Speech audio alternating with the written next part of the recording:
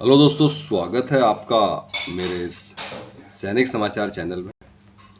दोस्तों, आज की वीडियो में बात करेंगे केंद्रीय कर्मचारियों के लिए। दोस्तों, बहुत इम्पोर्टेंट खबर है और ये दोस्तों केंद्रीय कर्मचारियों की 9 जो इम्पोर्टेंट डिमांड्स हैं उसको लेकर दोस्तों एक खबर आ रही है, जहाँ पे वित्त मंत्रालय को केंद्रीय कर्मचारियों की जो इतने इम्पोर्टेंट डिमांड्स हैं उसका प्रस्ताव रखा गया है। और हम बात करेंगे दोस्तों कौन सी 9 इम्पोर्टेंट डिमांड्स हैं जिसके ऊपर अभी चर्चा चल रही है और अभी आने वाले टाइम में इन सभी पे जो है फैसला होना बाकी है।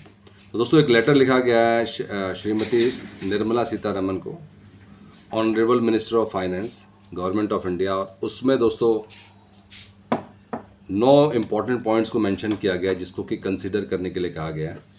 तो consideration of important issues of the staff side in the upcoming budget, जो जुलाई में बजट पेश होना है उसके लिए जो है ये 9 डिमांड्स हैं जिनको कि रखा गया है, जिसमें कि है old pension scheme. So old pension scheme is restored as it is a matter of social security.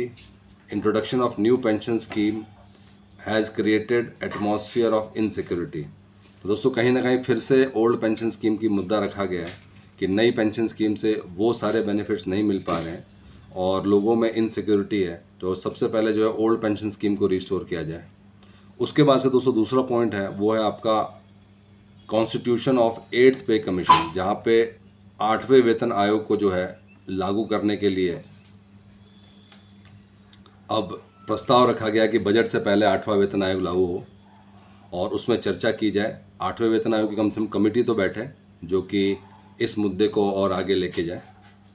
इसके अलावा दोस्तों रीस्टोरेशन ऑफ कम्यूटेशन, जो कि अभी फ्रेश जो चीज़ें निकल के आई हैं, जहाँ पे एक बहुत बड़ी विसंगति पाई गई है, जिसमें रीस्टोरेशन का जो पैसा, कम्यूटेशन का जो पैसा है वो 12 साल में जो है रीस्टोर हो जा रहा था, लेकिन फिर भी 15 साल लग रहा है।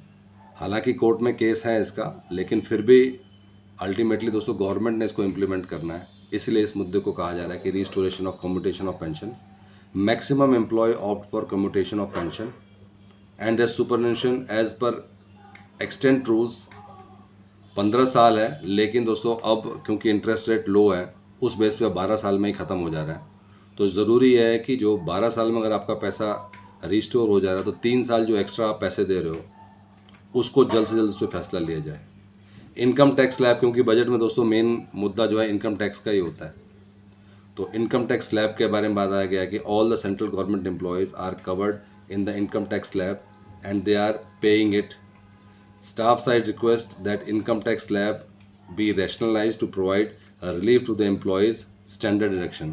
तो जो भी इनकम टैक्स में रिलीफ मिल सकता है, जो स्टैंडर्ड डिडक्शन है उसमें रिलीफ दिया जाएगा, उसको भी कंसिडर किया जाए।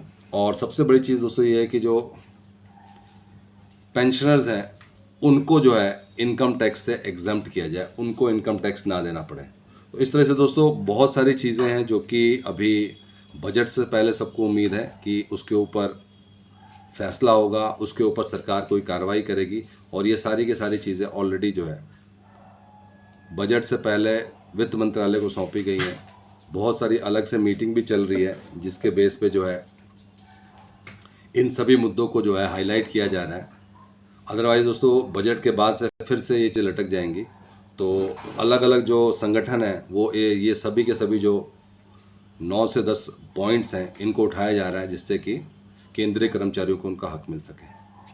तो दोस्तों ये था आज का इम्पोर्टेंट अपडेट सभी केंद्रीय कर्मचारियों के लिए उनकी डिमांड्स को लेकर। दोस्तों अगर वीडियो पसंद आए तो लाइक कीजिए, शेयर कीजिए और सब्सक्राइब करना ना भूलें। Thank you for watching this video.